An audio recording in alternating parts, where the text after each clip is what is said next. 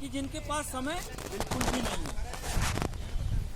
इसके बावजूद अगर वो अपना अहम कीमती समय हमारे संगठन के लिए और इस PACL पीड़ित हमारे जो 5,85,00,000 जो पीड़ित हैं उनके लिए संघर्ष कर रहे हैं, लड़ रहे हैं, आगे आ रहे हैं, तो मेरा ऐसा मानना है, सारे लोगों से निवेदन है कि हम लोग कहाँ हैं।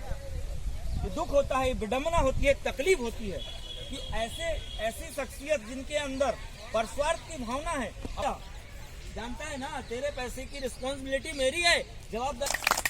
तो हम लोग, मैं आप लोगों से निवेदन करना चाहूँगा कि हम एक बार, हमारा तो यूं संगठन का अपन था, मैं उन्हें उसे याद दिलाना चाहूँगा हमारे जाबाज साथियों को कि क्या था, ना हम रुकेंगे, ना हम झुकेंगे और ना हम बिकेंगे।